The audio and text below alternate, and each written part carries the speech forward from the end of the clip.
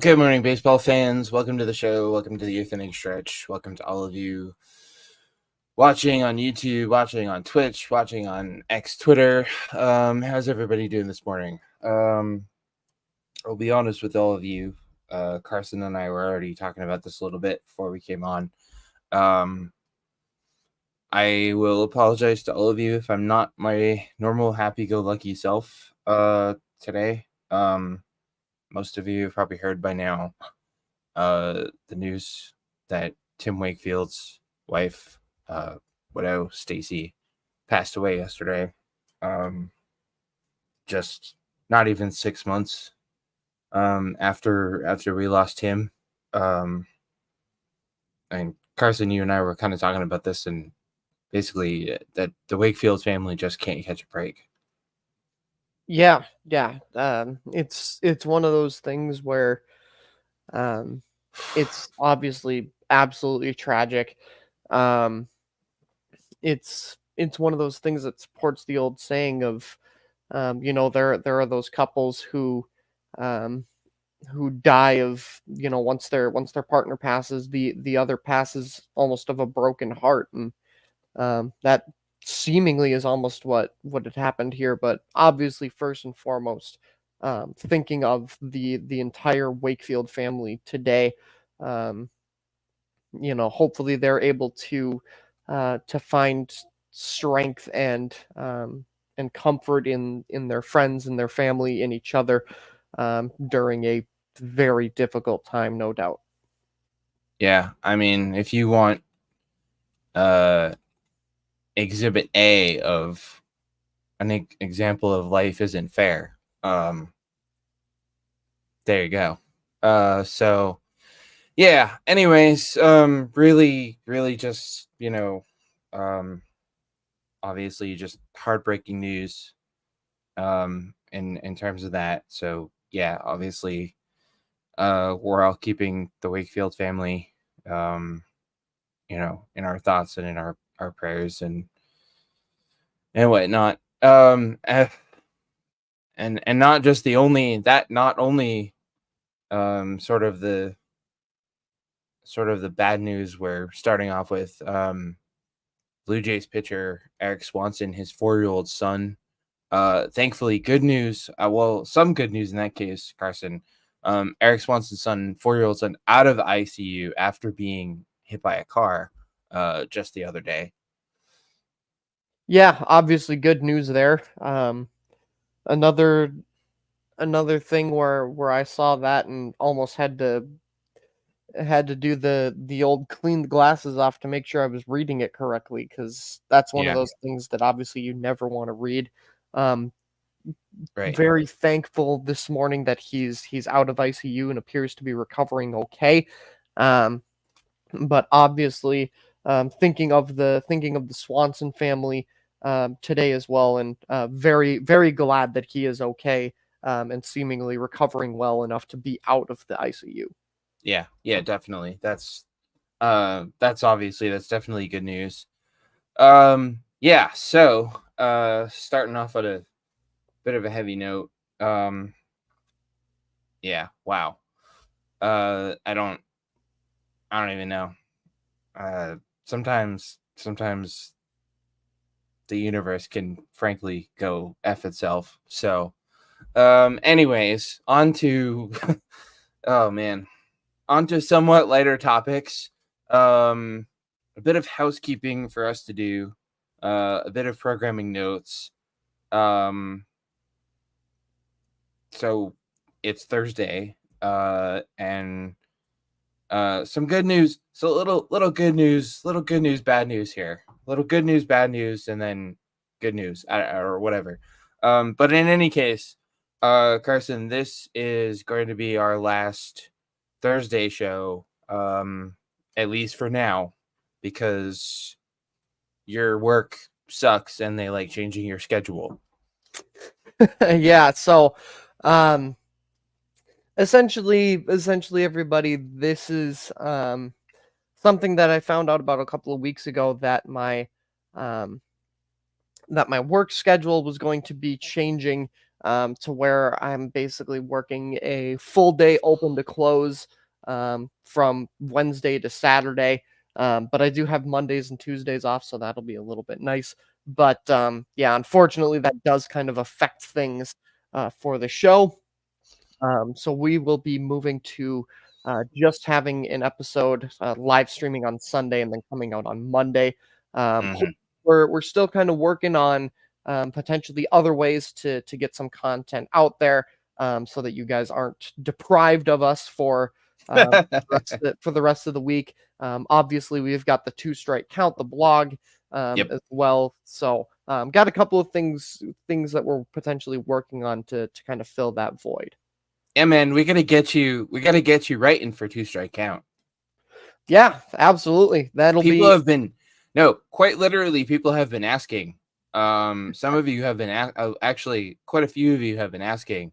Um, hey, when's Carson gonna write for the blog? So that's something. That's something we gotta get. Something we gotta get cracking on. And yeah, so kind of a like I said, kind of a good news, bad news, good news thing, because while I mean, we're gonna miss doing the show on Thursdays. You guys are gonna miss tuning in on Thursdays.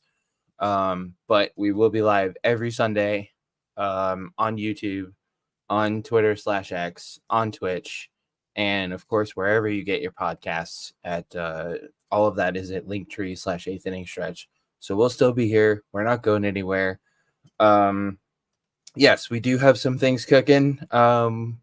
We've got a couple of ideas bouncing around. Actually, we've got a poll going on right now on X Twitter, or Zitter, I guess, about that. And would you guys be more interested in sort of like a pre-recorded weekly MLB roundup video, or more interested in my passion project, which is a baseball history video pod series? So if you're not following us already at Eighth Inning Pod, make sure you do that, and make sure you vote in the poll. Or the other thing you guys could do, as always, you guys can drop us a line. Drop us a line at eighth-inningpod.com/mailbag or eighth-inning-stretch@gmail.com, and let us know what you think about all that, and to send us your questions. Yeah, so I think that's everything for the housekeeping programming notes stuff. Yeah, so stay tuned to our Twitter and our YouTube channel for upcoming news on that stuff. Yeah, I think that was, what do I feel like there was? No, that's it. Okay. Uniforms. Carson, we need to talk about these uniforms. The the quote unquote new uniform. So for those of you who aren't caught up, MLB switched their uniform supplier to, I think it's Nike. But they also made and this just, when I first heard about this, just blew my mind, and I went, well, why would you do that? Part of the partnership, Carson, for the uniforms is Fanatics, which anyone who's ever ordered anything from Fanatics knows the quality is not the best, shall we say. Yeah, as one of those people who has ordered things from Fanatics, I can attest that definitely the quality has slipped. Hmm. And I think by slipped I mean yeah, might as well try and run inside a building and slip on a sheet of ice. Kind of slipped. But yeah, these uniforms. I mean, but first of all, with these uniforms, let's just talk about the pants, okay? Because the pants are horrendously bad. They are see-through, and the last thing that I need to be seeing in my baseball is players that are basically exposed. Um, so that is kind of gross. But the jerseys overall too, like the lettering, it seems like has shrunk. The lettering's shrunk now as well, and guys who even like 5 character last names now have like the little loop in it from how bad the quality of the lettering is, and it's just like overall it's just bad. I don't know how it got to this point where it's this bad, but they're just so bad. I mean, okay, to be perfectly clear, we're not saying all stuff from Fanatics is bad. No. Fanatics actually has some really cool stuff. It's basically your one-stop shop for anything, for any kind of, you know, sports apparel or, team merchandise. I mean, I'm pretty sure all the major sports leagues all funnel their team stores through Fanatics now. Mhm. So I mean, Fanatics does have some really cool stuff. We're not saying don't buy from Fanatics. Just if you're buying something you're going to wear, mostly like shirts and sweatshirts and stuff like that, just buyer beware, because their sizing is, yeah. You think you're getting one size, and then it ends up being a lot bigger or a lot smaller, depending on what it is. But yeah, no, back to the uniforms. These things are horrible. They're atrocious. They're awful. They look, man, they don't look like professional sports uniforms. Yeah, absolutely not. And one thing too I had mentioned was the pants, what I'm Oh calling yeah, the see-through pants. Yeah, the pants predicament. yeah, Um, but see-through yeah, pants, ladies and gentlemen. yeah, Uh, and yeah, I don't need like, don't get me wrong. I love seeing my players up close, but I don't need to see them that up Not that close. Like, close. Yeah, good no. grief. Yeah, we don't need to see that much of our favorite players. No, it's just bad all around. And I don't know. I sort of understand. I sort of get where MLB was going, and they thought, okay, and I mean, let's be honest, leagues over the years have changed, uniform suppliers. Baseball's done it several times. Um, Baseball's uniforms used to be, Russell Athletics. The NBA's done it. The NHL's done it. Whatever. So I get, okay, yeah, let's design cool new uniforms, and let's sort of cash in on the whole Fanatics craze, because Fanatics is so big and so popular. I get that part, but these things are just badly designed. And to the surprise of absolutely nobody, Carson, the teams and players are not happy. In fact, one team, the Kansas City Royals, basically got to the where we're so unhappy with the uniform situation, they got permission to go back to the quote unquote regular uniforms, and the regular lettering on the, because you mentioned the lettering on the back. The lettering, for whatever inexplicable reason, they shrunk the font size. So the Royals petitioned to go back to the regular size lettering. And I don't think that's the end of it. I don't think the Royals are going to be the last team to sort of go to MLB and whoever's making these uniforms to go, yeah, we're not wearing these. Yeah, and it's very interesting because it feels like this kind of sets a bad precedent, Mm, in terms of, and the reason why I say bad precedent is because if a team tries to do this and they get rejected, then the team can basically say, "Well, you did it for the Royals, why can't we do it too?" mm-hmm, And that's going to mm-hmm, open the door to literally everybody doing it, mm-hmm. and this good on MLB for letting the Royals do this, but at the same time, to play a little devil's advocate for MLB, this could be really bad because Mm-hmm. it's basically admitting that a mistake was made, and it's going to open the door for every single other team to do this if they so wanted to. I mean, I kind of feel like that's what needs to happen. Yeah, yeah, but at the same time, then, if that happens, where does this leave MLB's relationship with Nike or Yeah, Fanatics or yeah. whoever? I mean, I don't think they need to go as far as terminating this partnership with Nike and Fanatics. I mean, look at how awesome a job Nike did with is it Nike that does, is it the NHL jerseys that are Nike now? No, the NHL or Adidas. Adidas. Who does? I thought somebody had Nike jerseys. Maybe Although not. the NHL is going to Fanatics starting next No. season. Well, here we go again. No, I don't think MLB needs to go as far as, terminating their partnership with Nike and Fanatics. I mean, Nike is Nike. Nike is a, what's the word I'm looking for? Not old, but I mean, Nike's been around as long as they have for a reason. They make good stuff. Like, don't push the button on this thing. Just fix it. Just, okay, these uniforms are terrible. We need to redesign them. But yeah, I mean, it would obviously not be ideal for all the teams in Major League Baseball to get together and be like, yeah, these uniforms suck, fix it. But maybe that's what needs to happen. Maybe all the Royals already did it. Maybe all 30 teams all getting together and going to Major League Baseball. I mean, like, hey, look, these uniforms suck. We're not wearing these, because they look like, I was going to say they look like Little League uniforms, but Little League uniforms look better than that.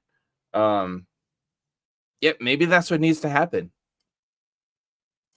Yeah, maybe it is, but it'll be interesting to see what kind of fallout could potentially come of that. Yeah, because so far, both MLB and Nike/Fanatics have been, they've been quiet about this. They haven't, answered any direct questions, specific questions. Like, I don't know, but all I know is they've got time. The good news is they've got time. We're still in spring training. Opening day is about a month away. A little less, it's like 20, 28 days, whatever. I hope that everybody can sort of get together and all agree. Because nobody, MLB, Fanatics, nobody can look at those uniforms and be like, yes, these are high quality uniforms. Yeah, I mean, you can't say that, at least in the condition they're in right now. And some of the pictures I've seen on social media, especially like the jerseys are bad enough, but for me right now, we got to fix these pants. We got to fix these pants quick, fast, and in a hurry. Yeah, at least fix the pants. Make the pants, not basically see through. Yeah, fix the pants. But I really hope everybody can sort of get together and go, yeah, we need to fix this. Because right now, I don't think no player, no team is going to want to go run out on opening day wearing these things. Yeah, no. So hopefully that all gets resolved. Hopefully that gets fixed.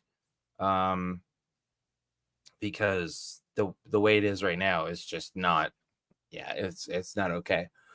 All right, that's I feel like we could talk all morning about the uniforms. But we need to talk some good news. Yay, good news. So I think we mentioned when we did our,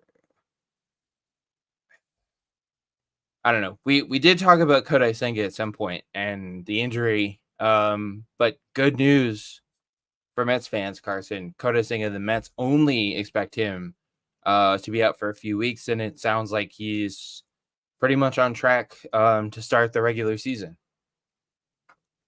Yeah, which is obviously good news. Because when we had talked about it in the season premiere, we didn't know, didn't know the extent of the injury, didn't know potentially how long he could be out. So, very good news for for Mets fans, and something to kind of at least ease the pain of losing him for a little while. Yeah, so I just pulled up a Mets and Boras starter. Cody Bellinger has been shut down for 3 weeks. Yeah, so they give him a PRP injection to sort of address his right shoulder strain. Once the 3 weeks elapse, Senga will be allowed to begin a throwing program. Yeah, so I mean, well, so this says, yeah. So shut down for 3 weeks and then he'll start throwing, which means he probably unfortunately won't he's clearly not going to be ready for opening day, which um I don't know about you, but most of the stuff that I had read had said that Senga was slated to be the Mets opening day starter, and that's not going to happen. Yeah, it's one of the reports that I had found during the season premiere was that he probably wasn't going to be ready for opening day. That appears to be the case.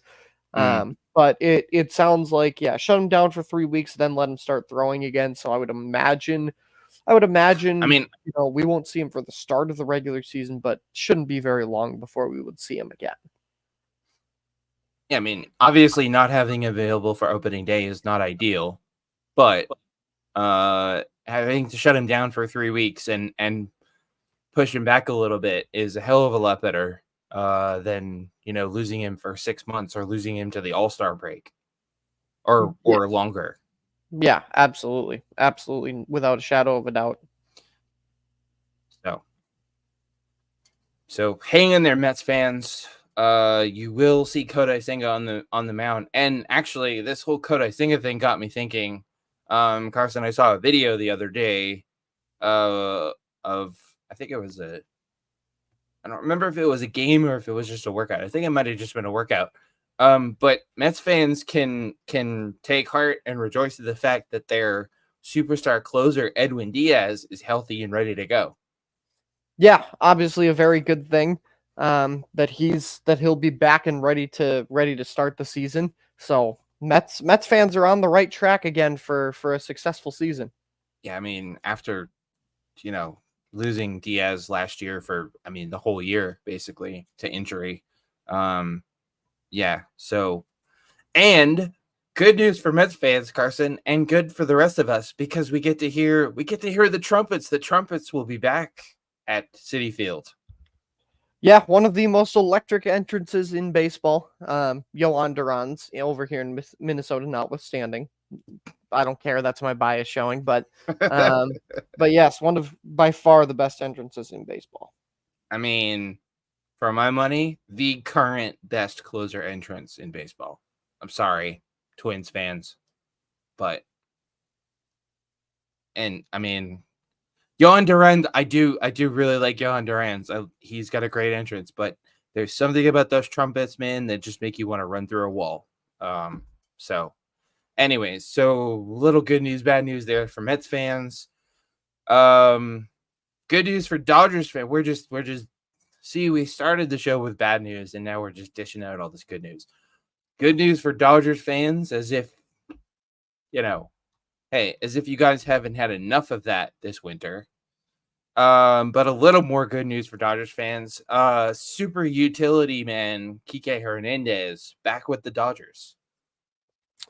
Yep, Kike is back. Kind of the door was kind of opened for that once they traded Manuel Margot over here to Minnesota.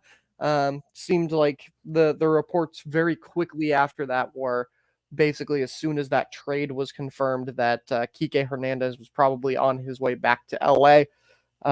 And Kike actually broke the news himself. So he did. That was great. MLB insider Kike Hernandez, everybody. I know. But yeah, obviously awesome re-signing for the Dodgers. Kike Hernandez throughout his career, like AJ has said, has been a super utility guy who can play just about everywhere and anywhere, which is always that's nice to have on any given team. I'm pretty sure the only position pitcher, obviously, but the only other fielding position Kike Hernandez has never played, I'm pretty sure is catcher. Yeah, makes sense. Dude's played everywhere else. Yeah, no, big Kike Hernandez fan. Even before and after his all too brief stint with my Red Sox. So Hernandez and the Dodgers, a 1-year deal, $4 million. Not a big surprise there. Hernandez is 32, starting again in the back nine of his career, but finished last year with the Dodgers, Carson, 54 games with the Dodgers last year. In his stash line, rewind. His stat line, 262, 308, 423, 5 homers and 30 RBIs. Not too shabby. Yeah, not too shabby at all. So he'll probably be more of, again, kind of that bench or utility type guy at this point in his career, but a solid bat to have coming in off the bench or potentially to pinch hit, good contact hitter as well. So I actually just found that we were talking about that he's the one that broke the news himself. I just found his tweet was, sources say I'm back. First to break news at myself. Hilarious. I love it. I wish more players would do that. Yeah, very funny for sure. That's great. Oh man. So oh wow. So this is kind of a cool moment. This is a proud moment for us, Carson. So for those of you who don't know, when we're doing this, we've got 20 million tabs open, and one of the tabs that I usually keep open is X Twitter. And right now, Carson, as I'm looking at my Twitter feed, on the right-hand side of the screen where it tells me what is airing, what's streaming live on X right now, we are listed. The 8th inning stretch is hosting episode 107. Cody Bellinger back with the Cubbies. This is so fucking cool. Yeah, that's pretty crazy. That's pretty cool. Oh my god. We're trending, everybody. We're trending. Holy crap. Okay, that's pretty freaking awesome. So thank you to all of you, because let's be honest, you guys are the reason that we're trending. But anyways, I just saw that and that was I had to point that out. So Kike Hernandez is back with the Dodgers, and then the Giants, the San Francisco Giants, who have had could we call it an underrated offseason that the Giants have had? Yeah, I think it's a bit underrated. But the Giants have kind of quietly had we've talked about it. There's been a bunch of teams that have sort of quietly had a really good winter. Strangely, 2 of them are in the NL West. But the Giants went out and they signed themselves Brandon Crawford. So actually, AJ, I do have a small correction here. It was actually the Cardinals who have signed Brandon Crawford. It was the Giants. What? Really? Yes. Oh. Why did I think it was the Giants? Because Brandon Crawford is synonymous with the San Francisco Giants. He didn't going anywhere else, but okay. Yes, you're right. Indeed signed with the St. Louis Cardinals. You're right. I see it. Why did I? Wow. Okay. Well, I'm glad you pointed that out before I went too far down that road. So Cardinals, let's see, looks like a $2 million deal. It looks like a $2 million deal for, I'm guessing, 1 year. I believe so. That's at least what I had. Yeah, if it's only $2 million, I'm guessing it's 1 year. So anyways, the St. Louis Cardinals have signed 3-time All-Star Brandon Crawford. He's 37. Probably most likely going to be a backup to Mason Wynn, I would think. Because Tommy Edman still recovering from wrist surgery. So one would think the depth chart at shortstop would go Mason Winn and then Crawford. Yeah, and that's at least what doing a little real time research. That's at least what I saw from Katie Wu, who covers the Cardinals for the Athletic. She had said that it sounded like Mason Wynn would be the starter, Brandon Crawford would be the backup, but that depth at shortstop was something they had been pursuing for the last about week or so. And who better to pursue in terms of depth than Brandon Crawford, who, again, has spent his entire career up until this point with the San Francisco Giants. Good veteran presence to have in that clubhouse as well, for a team that's looking to kind of get back to where they should be and used to be. And, the Cardinals, obviously, another one of these teams, though, that has had a quietly very good offseason, bringing in Brandon Crawford, Sonny Gray, obviously kind of being the biggest name, but, they're stacking up again in St. Louis. Yeah, and they've sort of been, obviously, with the departure of Albert Pujols and Adam Wainwright, and the Cardinals have been a little lacking in the veteran presence category. So, yeah, I mean, Brandon Crawford, 13 years in MLB, all with the Giants to this point. And let's not forget also Brandon Crawford, a key part of the Giants 2012 and 2014 World Series titles. Yeah, absolutely a huge part of both of those teams. Yeah, so that's there have been quite a few signings. There have been quite a few signings this winter that I've gone, I've looked at and I'm like, yeah, that's a good signing. I really like that. But man, I love this signing. I love this pickup for the Cardinals. Yeah, absolutely a great signing here. An awesome depth signing as well. So, Yeah, big time. huge signing. Good for Brandon Crawford.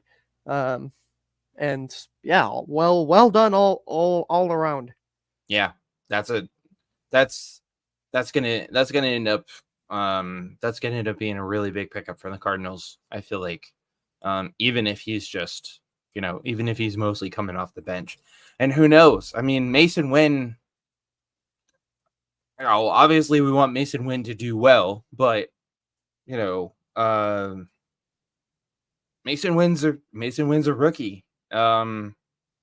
Rookies can be unpredictable. So, I mean, if Mason Wynn needs more time to sort of get up to speed, I mean, looking down that Cardinals bench, and seeing Brandon Crawford and being able to put him in at shortstop is not a bad place to be. Yeah, absolutely not. I mean, that's like, yeah, that's like bringing Babe Ruth off the bench. No, I'm not comparing Brandon Crawford. Whoa. No. Whoa. Time out. I'm not. Oh my God. Here come the angry emails. No, I'm not saying Brandon Crawford is Babe Ruth. I'm just saying, like, having a veteran presence like that to bring in off the bench is, you know what? Forget it. Forget I said that. Oh my God. Oh, why did you compare Brandon Crawford to Babe Ruth? Are you crazy? I can see the emails now. Anywho, moving right along to our sort of feature story. Cody Bellinger. So we've been talking about the Boras Four. It's been everywhere. Cody Bellinger, Matt Chapman, Blake Snell, Jordan Montgomery, about how Scott Boras has been doing Scott Boras things, and playing games and messing around with MLB execs, as he likes to do. But Cody Bellinger, the first of the Boras Four to sign, signed a 3-year, $80 million deal. More on that in a moment, with the Chicago Cubs. So Bellinger back to the Cubs. Let's start with the impact on the Cubs. We talk about teams that have had really good winters. Chicago Cubs, please stand up. Yeah, obviously a big move to get Belly back. Had kind of a career resurgence a little bit in Chicago. Yep. So good to see that for him, and good thing for the Cubs, I think, overall, to get him back. Especially when there was some speculation, I know, earlier in the offseason of that he could get some big money. So awesome that they were able to get this job done. But Scott Boras, what are you doing, man?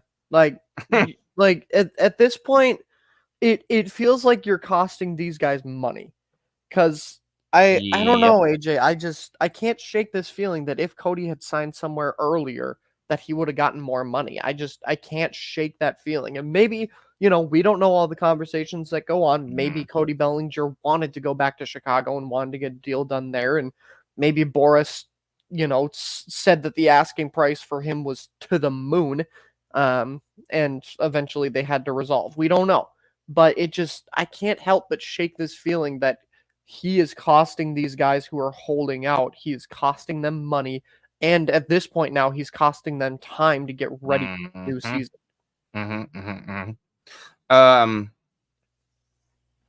Okay, a lot to unpack here. One, yeah, Scott Boras. But a lot to unpack here because this deal, yeah, 3 million, 80, yeah, 3 million. 3 years, 80 mil is nothing to sneeze at. But some of the early sort of estimates that I saw about Cody Bellinger were north of 100 mil. I mean, I think I saw one that said, Cody Bellinger could get himself 120 mil. But the Cubs, in fact, this is a sweetheart. This is a sweetheart deal I think this is a better deal. And this sort of goes to your point about Boras costing his clients money. This is a sweetheart deal for the Cubs because, yeah, it's 3 years, 80 million, but only the first year is guaranteed. After that, Cody Bellinger can opt out. Yeah, so yeah, I think that's 3-year, $80 million deal with the opportunity to opt out and become a free agent again after each of the first 2 seasons. I mean, if you're the Chicago Cubs, you're going, yeah, okay, sounds good to us. We get Cody Bellinger guaranteed for a year, and then after that, we might not have to pay him. But yeah, Scott Boras, I don't even know where to start. Yeah. So, I mean, the fact that Scott Boras represents all 4 of these players, and of course now Cody Bellinger has signed. But yeah, I mean, Blake Snell, Jordan Montgomery. I mean, Blake Snell and Montgomery have been, I think, the 2 biggest names on the free agent market since the end of last season. Yeah, no doubt about it in my mind. I mean, obviously, putting aside Shohei Ohtani, because Shohei Ohtani was the biggest free agent name on the market, and Yoshinobu Yamamoto also. I mean, those guys, but that's like a whole other. They're sort of in their own little category over there. But yeah, Blake Snell and Jordan Montgomery. I mean, every day, man. Every day as I'm scrolling Twitter, as I'm scrolling The Athletic, the 2 names that I keep seeing pop up are Jordan Montgomery and Blake Snell. And I swear, if I have to read one more rumor about Jordan Montgomery to my Red Sox, I'm gonna lose it. Because it's like, and I can't be the only. We can't be the only fans that feel this way. That we're all reading all these stories every day about Chapman and Snell and Montgomery and Scott Boras, and it's just like, man, hurry up and get something done already. Yeah, absolutely. But at the end of the day, this is a good move for the Cubs. This is a good move for Cody Bellinger to get back to the Cubs, and this is a win-win. only reinforces my take from the season preview that this division is the Cubs to lose. Yeah. Yeah, I know I picked the Cubs to win the Central. I think we both did. We did indeed. Yeah. No, I mean this is a great move for this is a win-win for the Cubs and Cody Bellinger. It always sort of felt all along like Cody Bellinger wanted to go back to Chicago and that the Cubs wanted to have him back, so it's a win-win there. Having Cody Bellinger on your team can only be a good thing. And I think this further solidifies the Cubs' position. The Cubs are in the driver's seat in the NL Central. That's even more so now with Cody Bellinger on board. But the question we have to ask, okay, Cody Bellinger signs a smaller deal than pretty much everybody was expecting.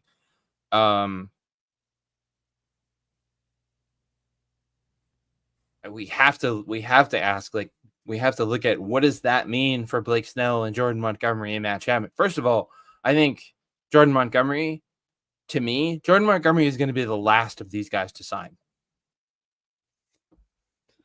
At this point, it's kind of looking that way, which is insane. But it's all Boras' fault. This, ladies and gentlemen, this all falls at the feet of Scott Boras, because, and I don't know what it is, man. I don't know if in his mind Scott Boras thinks he's doing right by his clients by trying to get them, the most money he can. But he's not doing right by his clients. You said it earlier. I don't know about the costing these guys money. I mean, if all of these guys end up signing these short-term deals for less than their perceived market value, then yeah, he is costing the money. But the real issue, and you said it, the real issue, he's costing these guys time. We're full swing into spring training now. It's not. I mean, it is an issue for Matt Chapman as a fielder, as a position player. But all this lost time, this is an even bigger issue for Blake Snell and Jordan Montgomery. These guys are pitchers. They need time. They need time to throw and stretch out their arms. Yeah, absolutely. And they're not getting it. Mm-hmm. I mean, I'm pretty sure it's safe to assume that all of these guys, Chapman, Snell, and Montgomery, I think it's a pretty safe assumption that these guys are working out. I mean, they must be. Yeah. It's not like they're sitting around, they're not sitting on the couch. These guys are athletes. They're working out, but they're not working out with a team as part of a unit. And I just, like, I don't know what's gonna happen. I don't know how this is gonna shake out. I mean, I don't know, man. They're missing precious time, and also, I mean, assuming they sign with, I mean, we have no idea where these guys are going. I mean, I think the most likely of these three to go back to Bellinger went back to the Cubs, so he went back to the team he was with last year. Matt Chapman will probably go back to the Blue Jays, but Blake Snell and Jordan Montgomery, there's a really good chance that they're going to be with new teams. And they're missing out on not only on practice time and workout time, they're missing out on building chemistry with new teammates. Yeah, absolutely. Yeah, I don't know what Scott Boras is thinking. This is just a messy situation all around. And the other thing to consider is, okay, Cody Bellinger, 3 years, $80 million. Again, nothing to sneeze at, but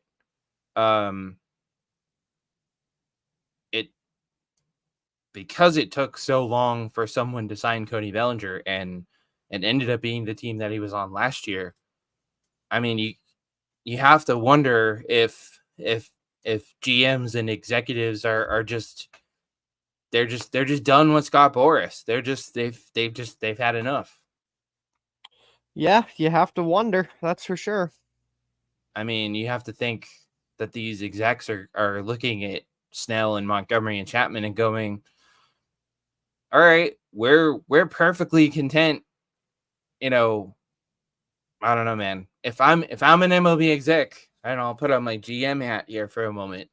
If I'm a GM, I'm looking at these three guys and be like, yeah, okay, one of these, Blake Snell, Jordan Montgomery, Matt Chapman, yeah, this they would help our team. They would help our team immensely. We would love to have one of these guys on board, but sorry, Scott, we're not gonna be pressured into signing a contract that we don't want, that we're not comfortable signing. Yep, which is why one of the few things that I've actually liked Manfred saying is a free agent deadline. It might be needed. As much as I hate to agree with Rob Manfred, yeah, I don't think it's the worst idea, but it's got to be done right, Agreed. and it's got to be done. You can't do it in a way. You can't do it in a way that punishes the players.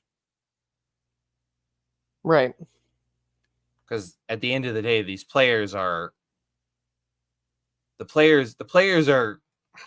well, I wouldn't say owned by their agents, but the agents are the ones that make the deal. So it's gotta, I think you can do it.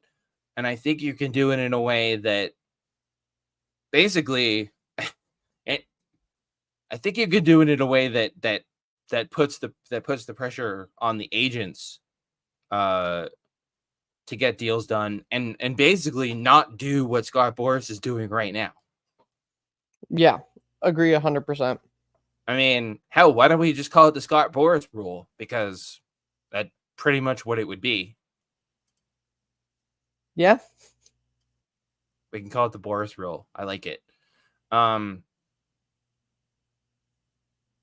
how would that?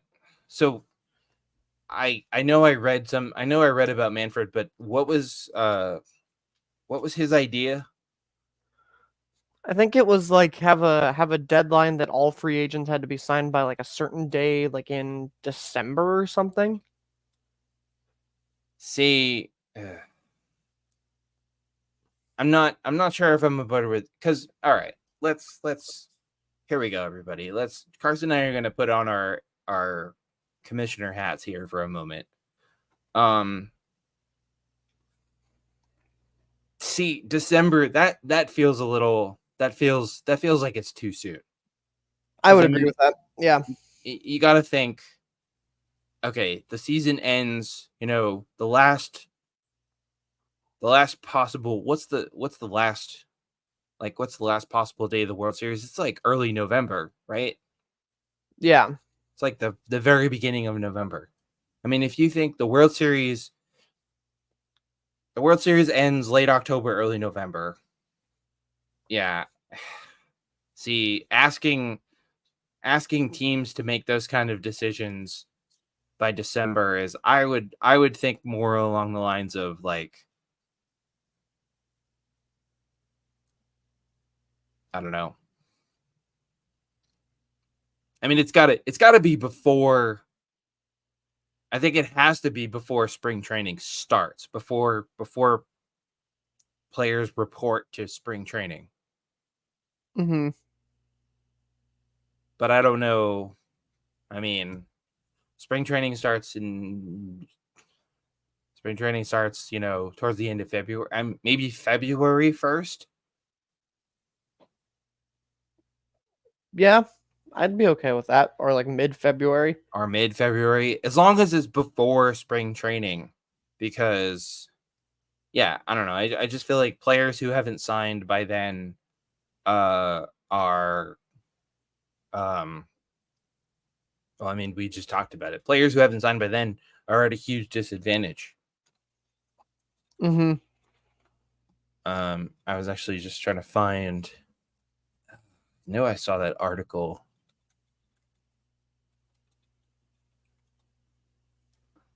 Yeah, Commissioner Rob Manfred recently reiterated his desire for an off-season signing deadline, one that would fall sometime in December. Yeah, see, I think December is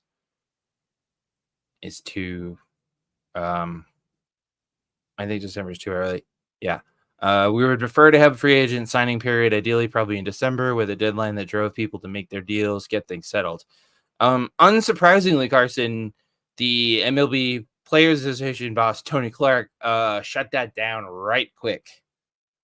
Mm-hmm. Yeah, well, we'll see how that goes, because that's going to be.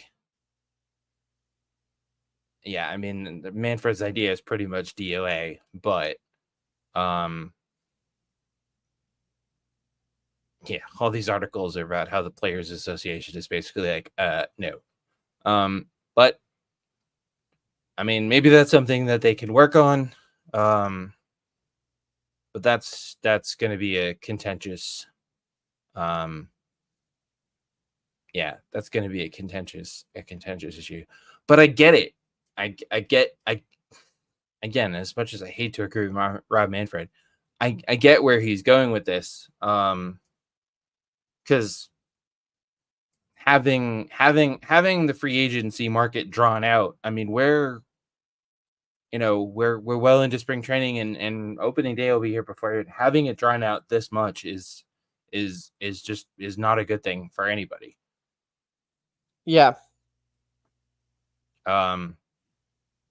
Of course, the other issue is this whole Diamond Sports thing that's been drawn out, and teams are unsure about their revenue and whatnot. So that's another part of this. But yeah. So that's something to keep an eye on.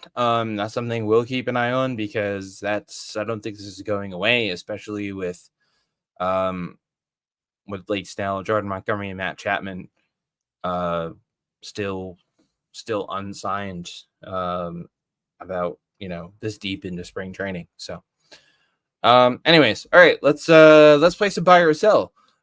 Speaking of the aforementioned Jordan Montgomery and Carson, buy or sell that Jordan Montgomery will re-sign with the Texas Rangers. I genuinely have no idea at this point. It feels like it feels like with Jordan Montgomery that to keep it more of the Texas vibe, there is a tumbleweed going across the town of Montgomeryville, because Yes. I don't know about you, AJ, but I feel like I haven't heard anything as far as where Jordan Montgomery has been, except for tweets that you retweet about connecting him to the Red Sox. But other than that, I've seen like nothing on him. So Yeah. I guess I have to buy because of the pure little speculation I've seen, but I honestly have no idea. Yeah. Yeah, no, I haven't seen anything. I mean, with any of these guys, I haven't seen anything concrete whatsoever. There have been a lot of connections between Jordan Montgomery and my Red Sox. They've had some conversations.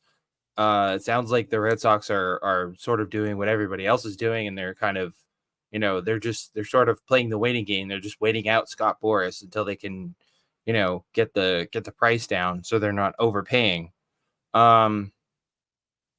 No, I think I'm going to sell this. I think Montgomery goes. I don't know if it's by Red Sox. One can only hope, but I think Jordan Montgomery goes somewhere else. The only scenario in which I see Jordan Montgomery going back to the Texas Rangers, which, let's be honest, with all the injuries and whatnot that they're dealing with, the Texas Rangers need Jordan Montgomery more than Jordan Montgomery needs the Texas Rangers. But the only scenario I see Jordan Montgomery going back to the Rangers is if it's down to if it's down to the wire and he still hasn't signed somewhere else, and the Rangers offer him a 1 or 2 year deal for a decent amount of money. Yeah, at this point, it probably will get to that point, but Yeah.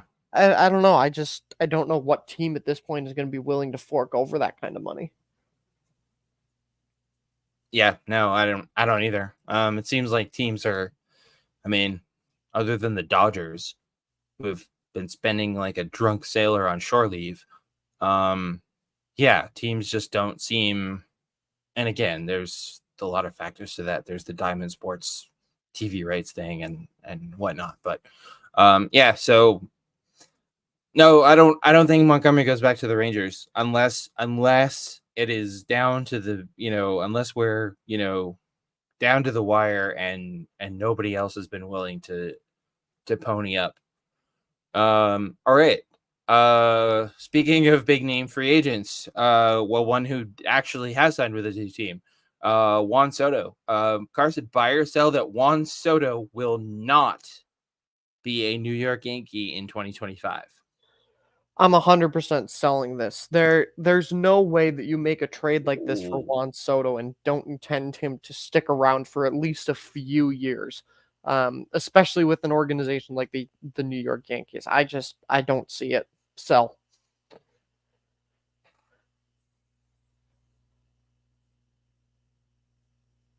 Yeah. Oh man. I I as weird as it sounds, I want to sell this, even though I wish nothing but the worst for the Yankees for obvious reasons. But no, I'm gonna buy this one, and here's why. I know all good points, about the the trade and the links they went to get Juan Soto. Um, but Juan Soto as a New York Yankee feels like a really expensive rental to me. Um, and the fact that Brian Cashman has come out that uh that it's unlikely that the Yankees and Soto will agree to an extension before the upcoming season. I mean, maybe they get something done during the season, but I don't know, man. This just doesn't. And if we were talking about the Yankees, 5, 6, a few years ago, when they were still run like the Yankees, yeah, I would sell this all day. But no, I think this turns out to be a really expensive rental for the Yankees. I suppose we'll see, but I don't see how the Yankees being the Yankees. They don't really do they're not really in the rental business. If you come into the Yankees, a lot of times you're there for a few years, especially superstars of Juan Soto's caliber. Yeah, yeah, I don't know. That'll be interesting to watch. I mean, I don't know. Um, I just the way they're talking. I mean, Juan Soto says he wants to be a Yankee, long term, but I don't know. Yeah, I don't know. Something just something just doesn't quite fit there. But anyways, I guess we'll see. All right. So one of the big headlines of the offseason was the Orioles being sold to an ownership group who, at least on the surface, seems like they're committed to spending and putting putting together a contender and putting a good team on the field. But the Orioles have a lot of young stars. They've got Adley Rutschman. They've got Ryan Mountcastle. The Yankees. The Orioles have got a lot of young stars. So, buy or sell that the Orioles' new ownership will lock up their young stars. I have to buy this, otherwise I'm going to be very very mad. Um, I mean, you have to at this point. Yeah. Obviously, like I wouldn't go out and sign I wouldn't sign Jackson Holiday to a massive extension right now because it's like, well, okay, that might be a little bit too much. Like pump the brakes a little bit here, but Yep. um, I'd at least start exploring your at the very least start exploring your options. This is a decision that's going to come very quickly, And these are a lot of young guys who I think you need to have in the organization for not only yourselves but for your fans. Get those guys who are faces of the franchise locked down. So 100% buy this. If it doesn't happen, I will be not a very happy camper. You won't be a happy camper. Imagine how unhappy Orioles fans would be. Very true. I would be angry for you, Orioles fans. Yeah, ditto. Yeah, I would be angry for the Orioles fans. No, I'm gonna buy this. I think the new ownership group, again, at least on the surface, seems like they've got their act together. They're a lot more. They're seem to be better in every way than the Angelos, although that's a pretty low bar, admittedly. No, but I'm gonna buy this. I mean, you've gotta. Yeah, maybe hold off on Jackson Holiday, like you said, but you've got Adley Rutschman, you've got Gunnar Henderson, you've got Ryan Mountcastle. Who am I forgetting? Why do I feel like I'm forgetting somebody? Grayson Rodriguez. Yeah, I mean the Orioles have an embarrassment of riches of young talent, and you've, especially after the year they had last year. And with the aspirations and the potential that they have this year, you've got to get these guys locked up. Have to. They've got to keep that young core together. So here's hoping that the new ownership group is of the same mind. And last but not least, another one of the Boras Four we're talking about. We talked about him a little bit earlier, Matt Chapman. Carson, buy or sell that Matt Chapman will re-sign with the Blue Jays? This one's hard, but I'll buy it. I don't see him going anywhere. I think he'd be a piece that Toronto needs to bring back. Yep. They've been another team that quietly has had a solid offseason, bringing back Kevin Kiermaier and getting some other pieces locked up, and to bring back Matt Chapman, I think would be another good piece into getting back into postseason contention and potentially going a little bit further than just the wild card round this time around. Yeah, no, I'm gonna buy this too, and I think the Blue Jays have to sign Matt Chapman. One, right now it doesn't sort of feel like they have an everyday third baseman.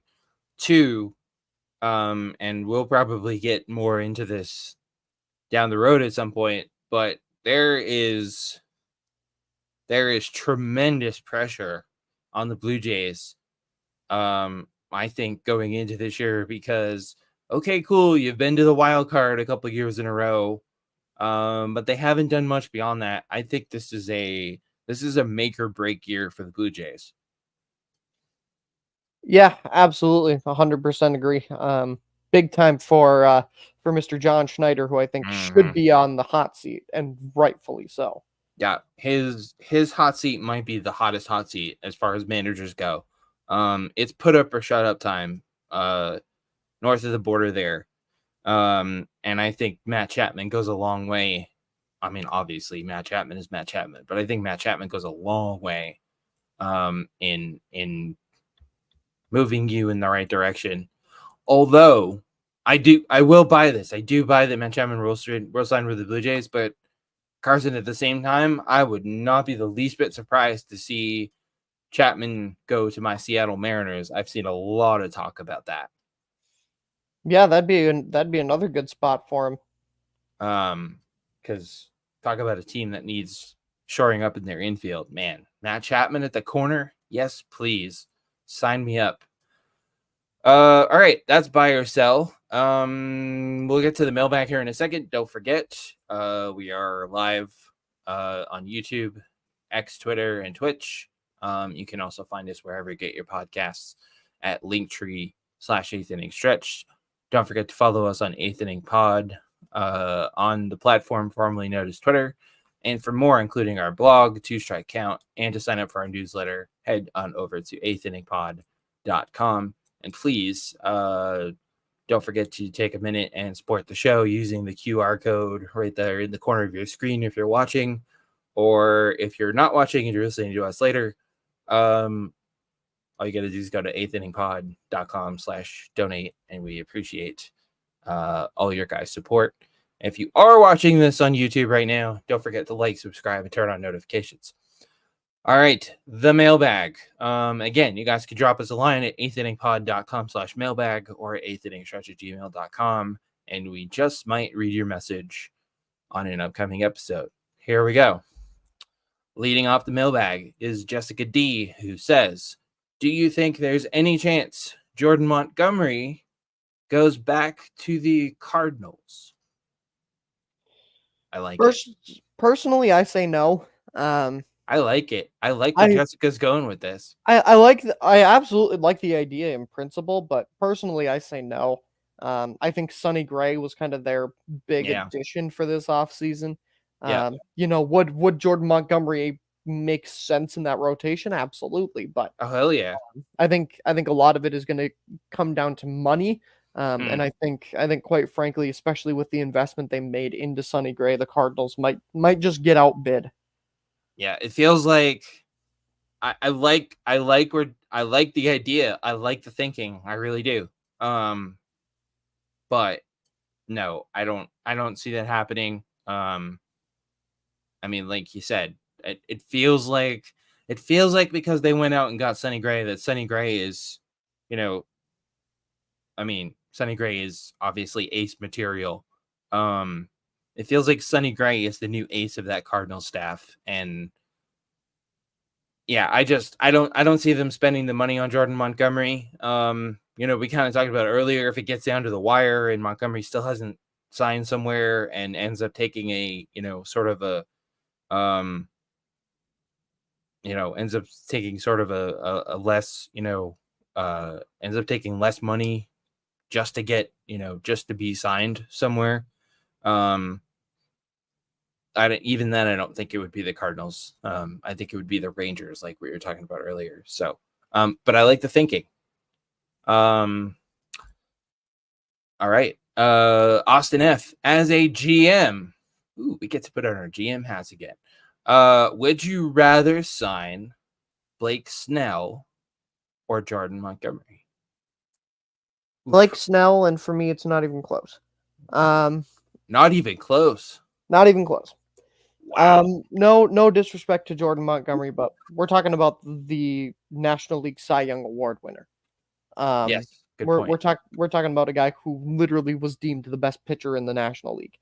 Now, obviously, Jordan Montgomery had a fantastic season, but at the end of the day, we're talking about a guy in Jordan Montgomery who was still the number 3 pitcher probably in that Texas Rangers rotation to start the year, and kind of got thrust into the ace spotlight, whereas Blake Snell has practically been an ace pretty much his entire career.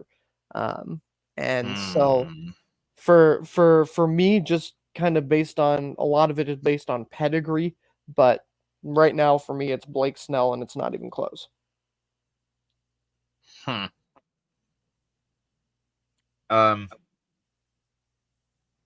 Oh man. Yeah, I've always been a big Blake Snell fan. Pretty big Jordan Montgomery fan too. I just I don't know. I mean, you made all really good points about Blake Snell, Cy Young winner, ace material. I mean, and unquestioned. You can't question his ace pedigree.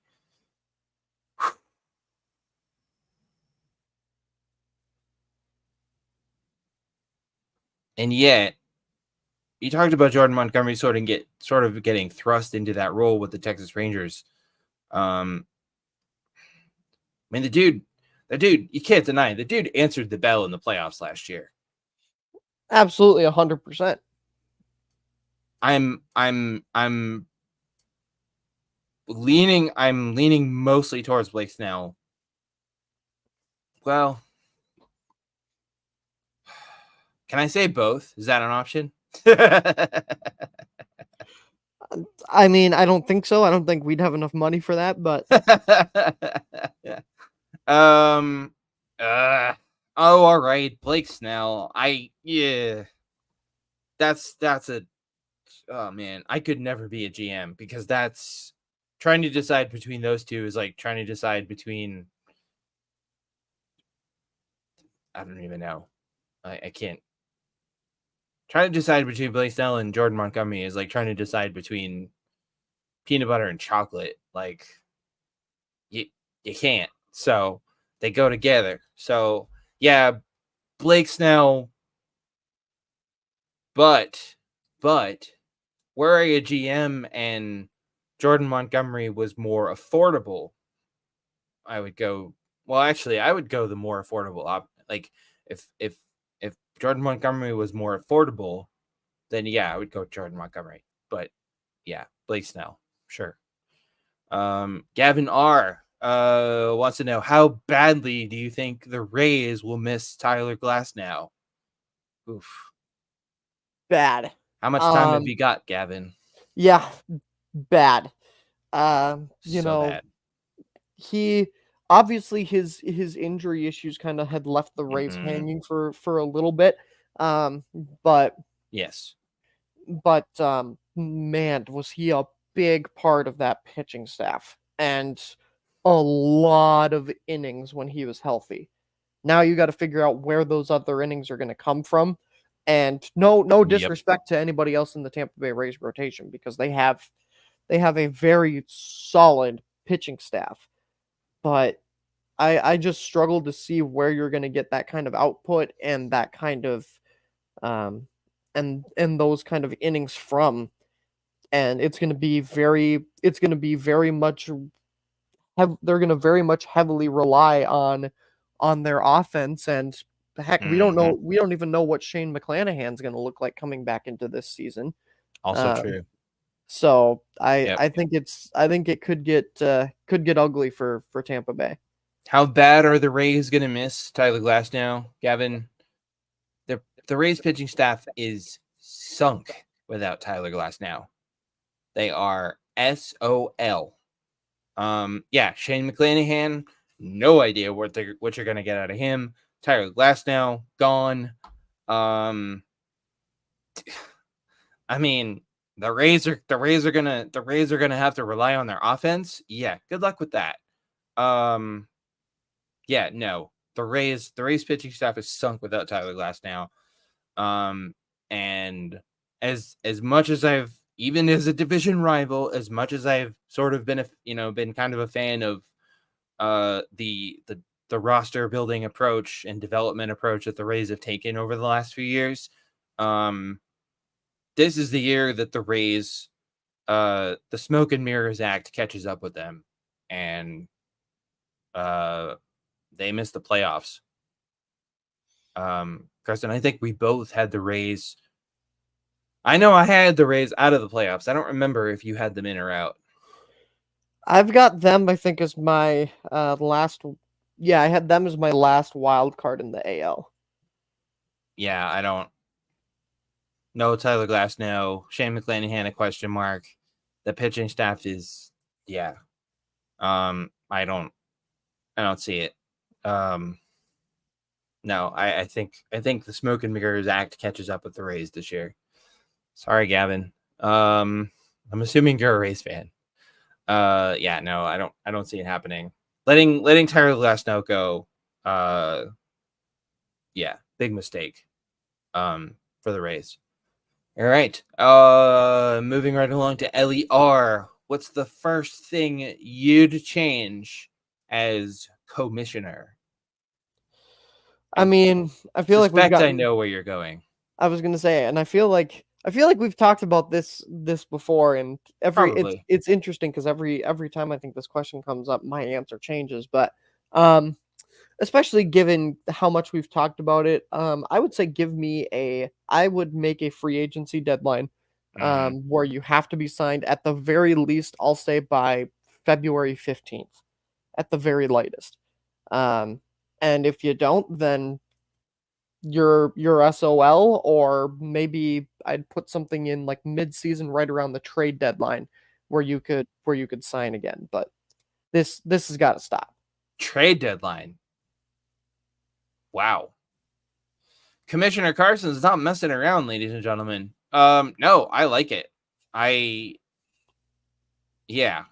like it. I think if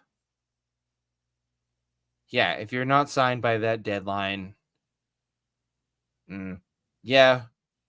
trade deadline is what? The end of July, right? So, oof, man, that's a long time to sit, but yeah, I mean, I think it would light a fire under agents and teams to get these deals done. Yeah, no, I like it. First thing I change is commissioner.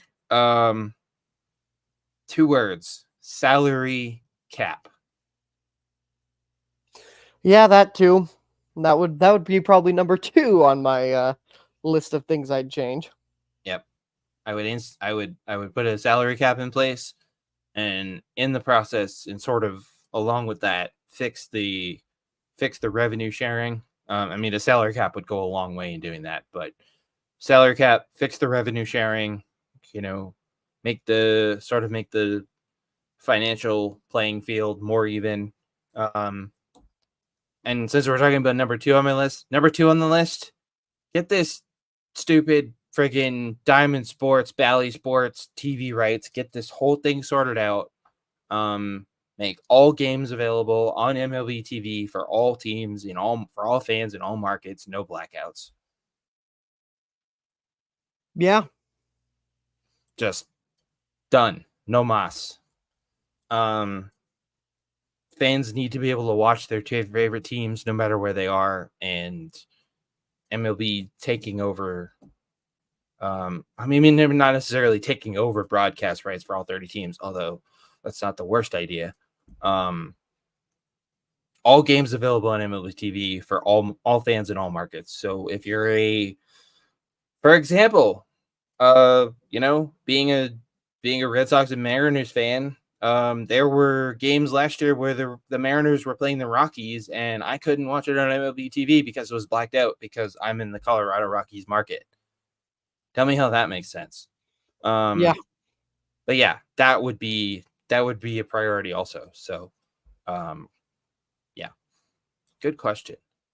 And last but not least in the mailbag, Kaylee B, who's won. I love this. This is the question of the episode. Who's one up and coming player you could see winding up in Cooperstown? I love it. Oh, this is hard because it feels like we're really going into the future here, but yes, we are. Well, and that's just we're hopping in the DeLorean, Carson. Yeah, no kidding. So, but before I give my answer, what parameters are we using for I would say,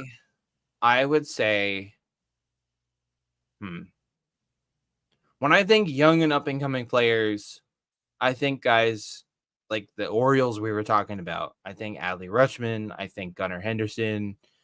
I think Ryan Mountcastle. I think Julio Rodriguez, Corbin Carroll, Zach Gallen. I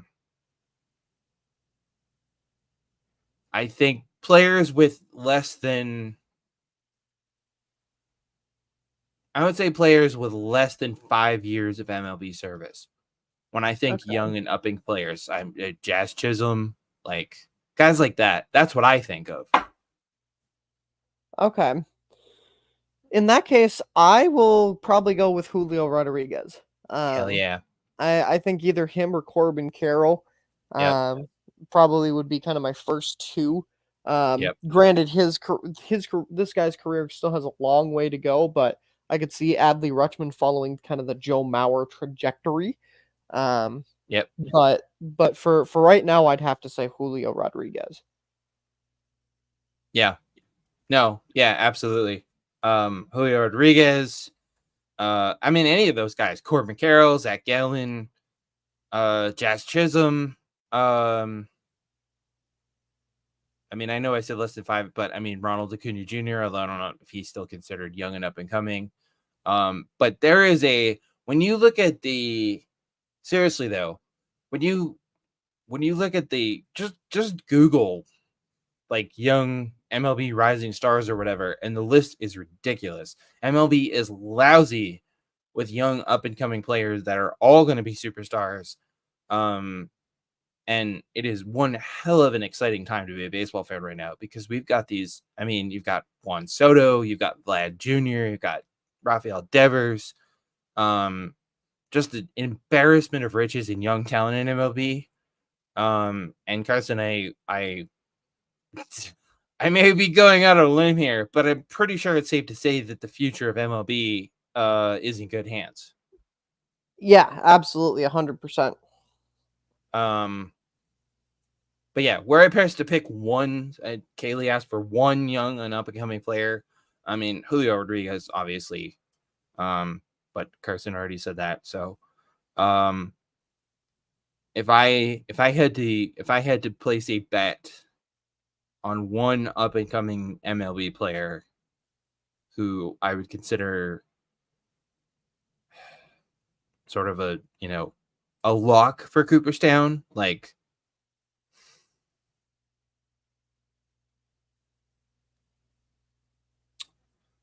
I would go with, oh man. You said Gunnar Henderson too, didn't you? I had also said Adley Rutschman. Gunnar Henderson. Oh man. I'll go a little off here. How about a young catcher? Well, I don't know if he's considered up and coming anymore.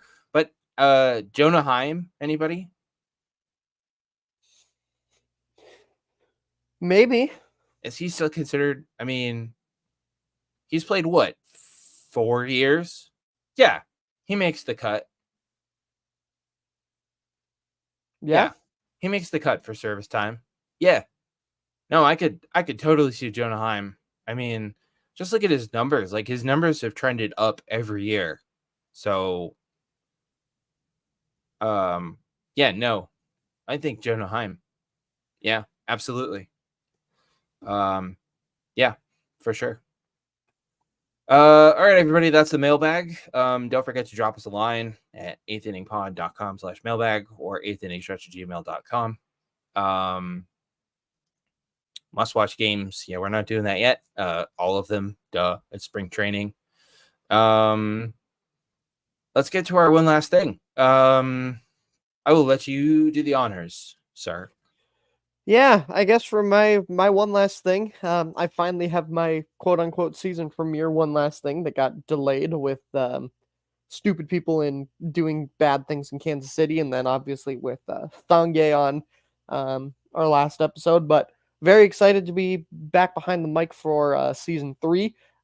Things are shaken up to be very, very fun, very interesting. Should be an absolutely wild season once again this year. And very excited to be back with the co-host with the most to do what we do best and break it all down with the best baseball fans out there. Yeah, absolutely. Yeah, we're getting there. We're getting there, guys. Where spring training is in full swing. We're less than a month away from opening day, which is insane.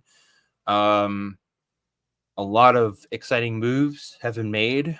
Some exciting moves still to come. With names like Blake Snell and Jordan Montgomery and Matt Chapman still on the market. I think it's going to be a wild ride. I think it's going to be I think we're going to see a really competitive season. I think we're going to see some fantastic division races and playoff races. But I do want to talk for a moment about the Chicago White Sox. So a story came out recently that White Sox owner Jerry Reinsdorf, I know, I feel the same way about him. Who, by the way, has been the Red Sox owner. Oh God, what a nightmare that would be. Reinsdorf's owned the White Sox since 1981. In that span, they have made 7. That's right. Count them. 7 playoff appearances. 4 American League Central championships, 2 American League West championships when before MLB went to the 3-division format when it was just East and West. 1 wild card appearance. They have won the American League pennant precisely 1 time. That was in 2005, which also happened to be the same year that they won the World Series. So 1981, I don't know how good your math is, but 1981 to 2024 is a long time, and those are not a lot of results. So imagine my surprise when I saw an article the other day that said Jerry Reinsdorf had asked the city of Chicago for public funds to build a new stadium for the White Sox because God knows they need it. Yeah, no denying the White Sox are in need of a new stadium. With guaranteed rate field, I think is the current moniker. I think that's what they're calling it these days. It used to be U.S. Cellular Field, and before that, it was Comiskey Park. Yeah, it's one of the older stadiums. And the White Sox are definitely in need of new digs. But Jerry, I mean, I guess I shouldn't be surprised that Reinsdorf went to the city of Chicago and its taxpayers with his hands open, looking for a handout to build a new stadium. But if I'm the city of Chicago and I'm the taxpayers, Jerry Reinsdorf has more than enough money to build a new stadium on his own. Not only does he own the White Sox, he also owns the Chicago Bulls. But if I'm the city of Chicago and I'm the Chicago taxpayers, I'm saying, sorry, Jerry, ain't happening. The team has, sure, they've had some success, but for the most part, the White Sox have not performed. Have been a pretty big disappointment, to be honest, under Reinsdorf's ownership, and it's just not enough. The White Sox have not done enough for the city of Chicago to justify spending public funds on a new stadium for Jerry Reinsdorf, who can well afford one on his own. And I'm sorry, this is, this might be tough for White Sox fans to hear, but yeah, no, I don't see the White Sox getting a new stadium anytime soon. At least not while Reinsdorf is holding the reins. And that just really sucks because White Sox fans, you guys are one of the best fan bases around, one of the most passionate fan bases around. And frankly, you deserve better. So but there you go. That's the reality of pro sports that we live in. These billionaire several times over owners, looking for public money for their stadiums. And well, if you want the money, you got to give us results, and the White Sox haven't. So yeah, that's where I'm at on I will refrain from going on a rant about Jerry Reinsdorf, but that's kind of where I'm at. Yeah, well said. I mean, can't really say it much better. Ever since Ozzie Guillen left that organization, Yep. To be quite frank, they've sucked. Yeah, pretty much. And I mean, granted, I'm not super familiar with the state of that stadium, but from what I can tell from watching Twins games and stuff, it seems fine. But I mean, it's not falling apart. It's not like the Coliseum in Oakland. But it's everything about the Athletics is falling apart. Seemingly. Yes, that's fair. I mean, it's not it's not Tropicana Field. There's the first one. First one of the season. Yep, first one of the season. Now it's officially a new season because I have taken my first dig at Tropicana Field. No, seriously though, it's not falling apart, but it's an older stadium, and the White Sox absolutely are in need of a new stadium. But yeah, for Reinsdorf to go to the city of Chicago and ask for public money for it is just utterly ridiculous. And it sucks to be a White Sox fan. Yeah, the Whites, that's a really good point. The White Sox have been pretty terrible since Ozzie Guillen left. Yeah, they've been trash. That was the last time they were good. Ugh. Of course, then we had how could we forget the Tony La Russa experiment? Yeah. Oh, that's not on Tony though. No, it's not on Tony, but no, absolutely not on Tony. That's on Reinsdorf. That's another one of his,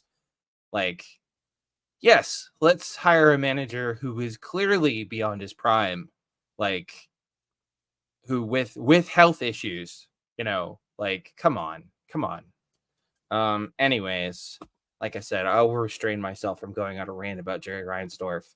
That could be its whole episode all by itself. Yeah, that's all we got for you guys. Yeah, I guess we started the show off with kind of a heavy note and with sad news about Stacey Wakefield, obviously, but we've said it before, and I fear we'll say it many more times, my friend, but that is just another reminder of the precious and finite nature of life. We only get to go on this crazy ride once, and the reality is you just don't know. You just don't know when it's your turn to get off the ride. And I'm pretty sure the Wakefields didn't expect to lose Stacey so quickly after Tim. But that's it. You just don't know.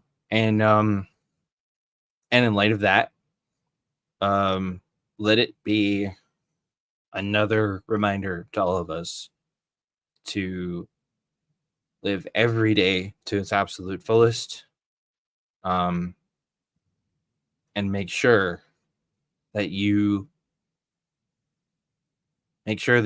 don't let a single day pass without showing and telling and letting the people you care about, let them know that you care about them, let them know that you love them, let you know that you cherish them, let them know that how much they mean to you, because you just don't know. Today could be the last time that you see them. And I think one of the worst feelings and one of the worst things that can happen is letting a single day pass without letting them know that. Yeah, 100% agree.